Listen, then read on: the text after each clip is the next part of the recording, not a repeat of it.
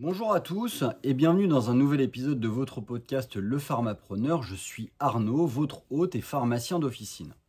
Aujourd'hui, nous allons aborder un sujet brûlant qui suscite de nombreuses réactions dans notre profession, à savoir la dérégulation de la vente en ligne de médicaments. Un sujet qui est complexe et également controversé et qui mérite donc une attention particulière. Préparez-vous à une discussion approfondie sur les enjeux, les risques, mais également les perspectives d'avenir de notre métier. Alors, dans un premier point, essayons de brosser un petit peu le contexte et les origines de ce projet de loi. Commençons donc par le début. Le 30 janvier dernier, le Premier ministre Gabriel Attal a évoqué un projet de loi concernant la vente en ligne de médicaments. Ce projet, évidemment, suscite de vives inquiétudes parmi nous, pharmaciens, mais qu'en est-il exactement ? Est-ce que ce projet de loi est déjà en cours de mise en œuvre ? Actuellement, ce projet est encore à l'état de réflexion. Selon Marc Ferracci, député et finalement principal artisan de cette réforme, un processus de consultation est en cours avec les pharmaciens. L'idée étant d'échanger et de débattre sur les implications d'une telle libéralisation. Même si le projet n'étant pas encore définitif, l'épée de Damoclès plane toujours au-dessus de nos têtes, comme l'a mentionné Pierre-Olivier Variot, président de l'USPO. Maintenant, voyons un petit peu qu'est-ce qui anime notre gouvernement. Pourquoi le gouvernement souhaite-t-il libéraliser la vente en ligne du médicament ? Le principal argument qui est avancé est que la France serait en retard par rapport à d'autres pays européens. L'idée est donc de faciliter l'accès aux médicaments pour les patients, surtout ceux vivant dans des zones rurales ou éloignées de pharmacies. Cependant, les avis sont partagés, les pharmaciens sont sceptiques évidemment quant à l'efficacité de cette mesure. Le président de l'USPO, accompagné du président de la FSPF, ont souligné que les pharmacies jouent déjà un rôle essentiel dans la santé publique en offrant des conseils et un suivi personnalisé que la vente en ligne ne pourrait jamais remplacer. Alors quels sont les risques pour les pharmaciens ? La création de plateformes de vente en ligne et de stocks déportés est une source majeure de mécontentement pour les syndicats de pharmaciens. Ils craignent que cela entraîne une perte de contrôle sur la qualité et la sécurité des médicaments distribués. L'un des plus grands risques identifiés est donc la possibilité pour des géants du e-commerce, comme par exemple, pour ne pas le citer, Amazon, de pénétrer ce marché.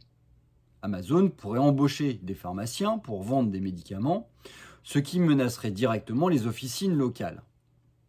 Depuis novembre 2020, Amazon Pharmacy propose déjà des livraisons gratuites de médicaments aux États-Unis.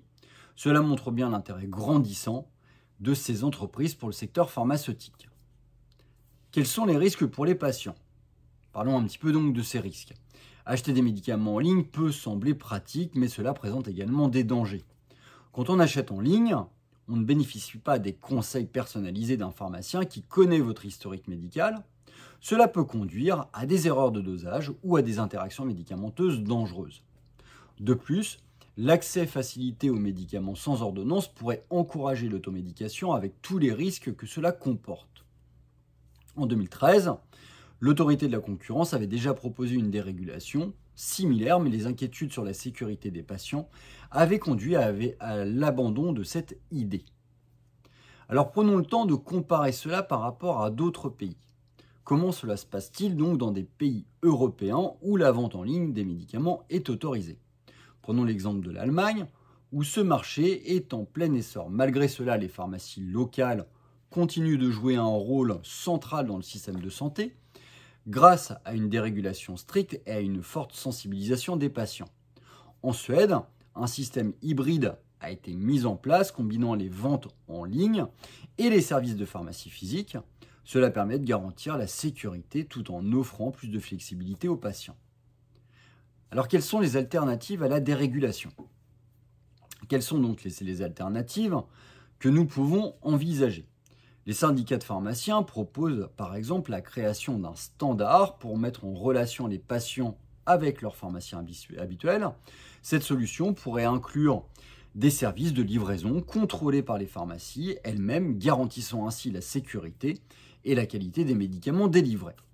L'idée serait de permettre aux patients de commander en ligne, mais de récupérer leurs médicaments en pharmacie où ils pourraient bénéficier des conseils nécessaires.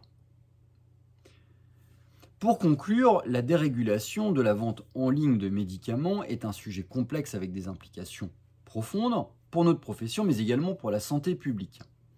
Il est crucial que nous, pharmaciens, restions vigilants et impliqués dans des discussions pour garantir que les décisions prises respectent notre rôle indispensable dans le système de santé. Merci à tous d'avoir écouté cet épisode du Pharmapreneur. N'hésitez pas à partager vos pensées, vos réflexions sur nos réseaux sociaux ou en commentaire de cette vidéo. Ensemble, nous pouvons défendre notre métier et continuer à offrir le meilleur service possible à nos patients. À très bientôt.